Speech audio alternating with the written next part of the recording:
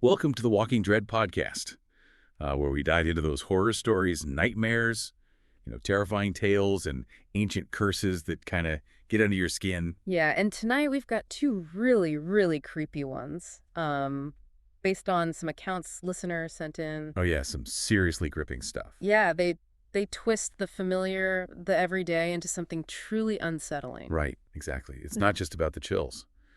It's about what these stories tell us about ourselves, Yeah, about the world we live in. absolutely, and the anxieties they tap into. Yeah, so first up, we're going deep underwater, into the ocean depths. Oh yeah, You sent me this material about underwater mysteries, and I was hooked. fascinating stuff. Totally. And this first story delivers big time on the dread. Oh, for sure. Imagine, okay, the abyss, the deepest, darkest part of the ocean. And it's not just hiding, natural wonders, but something else, something ancient, something, well, hungry. Right. This report, we have details of a submarine crew's terrifying encounter with a sunken city. A sunken city? Whoa. Yeah, and it's at an impossible depth, Yeah. like way deeper than any human construction should be.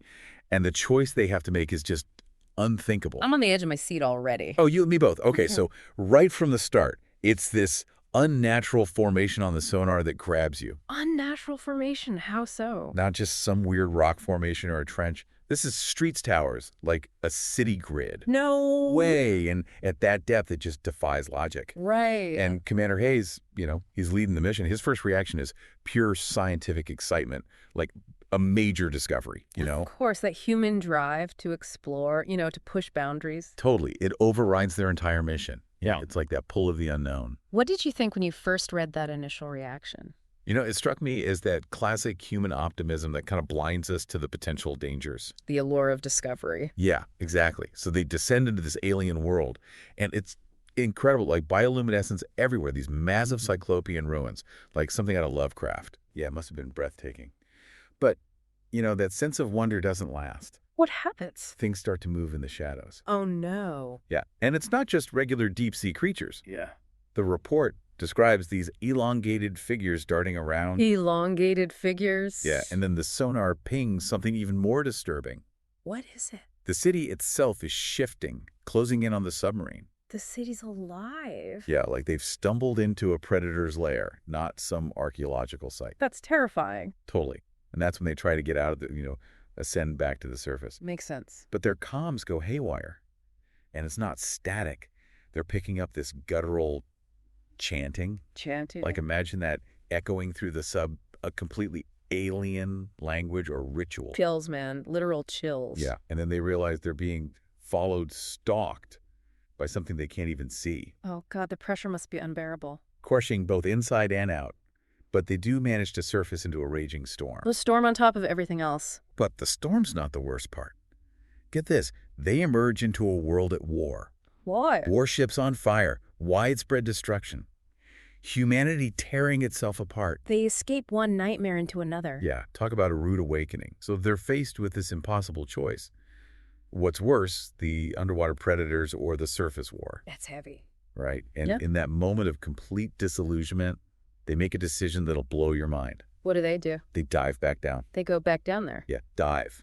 That's the order Hayes gives. They cut communications. They abandon the surface world. Why? They witnessed humanity self-destructing. The threat below is unknown, but at least it's not actively wiping itself out. So they choose the unknown over the self-destructive. Right, and it's not portrayed as heroic. It's a desperate gamble, Mm-hmm. last resort. Wow. So what happens next? The submarine becomes their tomb and their shield. They become wardens of the abyss. Warden. Yeah, they patrol the sunken city, keeping the creatures from reaching the surface. So they're protecting a devastated world from something potentially even worse. And their reports, these messages they send into the ocean, they're not updates. They're accounts of humanity's ongoing collapse. Each new horror on the surface reinforces their choice. And out of this isolation, the legends start. Sailors whispering about a ghost sub in the ruins. A crew that chose monsters over mankind. A haunting reminder of their sacrifice or maybe their betrayal, depending on how you see it. Right, the report leaves that open to interpretation. So what's the takeaway for you about monsters in all this? It's that the definition of a monster is fluid. It depends on the context. The underwater creatures, they might be terrifying, but they're not actively destroying the world. True. It makes you think what's truly monstrous appearance intentions or the scale of harm. Absolutely. Now let's switch gears to a different kind of unsettling scenario. Okay. You also sent me an account that takes place during a harvest festival, a time of celebration, but it turns into a nightmarish fight for survival, and it leaves a lasting curse on the land. This one really gets under your skin. Oh yeah, it plays on that primal fear of the familiar turning sinister. Right, okay, so we have this traveler, Lydia, and she arrives in this town during their harvest festival. She's exhausted, seeking rest. Sure. And at first glance, everything seems idyllic. Barns overflowing with crops, prosperity everywhere. Sounds peaceful. But there's something off about the townsfolk. Their smiles are just a little too wide. They're welcome, a little too eager. Too eager? How so? They immediately give her the best room at the inn, call her the honored guest. Honored guest. Yeah, it feels special, but in a creepy way. Foreshadowing, maybe. Totally. Yeah. Then there's this lavish feast with strangely sweet wine music and dancing that feels more like a ritual than a celebration. She's the center of attention. And not in a good way. Liddy starts to sense something's terribly wrong. She feels the danger. And then it all comes out during this chanting ceremony. Right, kind of chanting. It starts as songs of thanks for the harvest, but then it twists into something dark, something ancient. Oh. They reveal the true purpose of the festival, a human sacrifice to ensure the next year's crops. A human sacrifice. And guess who the honored guest is? Lydia. Bingo. They drug her, bind her, and place her on a wicker pyre. That's horrifying, the betrayal of hospitality, the community turning on her. Yeah, the smiling faces in the firelight, it's pure nightmare fuel. So what happens to Lydia? She's drugged, but the sweet wine, it has an unexpected effect. It fuels her rage. Rage. Yeah, as the flames start to rise, she thrashes around, fights back with everything she's got. She's not giving up. Not a chance in this moment. She's incredible. Yeah. She overturns the oil lamps, igniting the whole pyre. She turns their weapon against them. And the fire spreads like wildfire, consuming the barns, the homes, the crops, everything. Wow. Lydia screams. They're not from pain. They're screams of triumph as the town burns. She escapes, leaving behind a smoldering wasteland. It's a wasteland. And it stays that way. The fields never recover.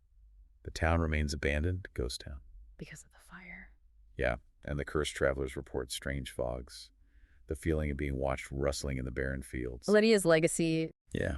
Her fate's unknown, but her name's whispered with fear, associated with barrenness and insatiable hunger. It's like she becomes a symbol of the destruction. Exactly. Survival isn't always a victory. Sometimes it's a curse that binds you to the trauma.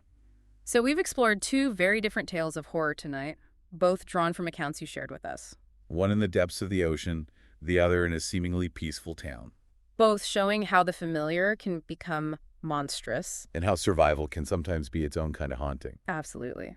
So what are your thoughts? What resonates with you the most? That's for our listeners to decide. Yeah, do you see parallels with today's world? Anxieties about global events? The darkness within seemingly safe communities? It's up to each individual to draw those connections. These stories, while fictional, they hold a mirror up to our own fears, our own potential for darkness. And the choices we make when faced with the unthinkable. So keep exploring those themes. Think about what lies beneath the surface of your world, both literally and metaphorically. What hidden horrors might be lurking just out of sight? Thanks for joining us on the Walking Dread podcast. And remember, Rate and follow for more unsettling journeys into the shadows. we'll see you in the dark.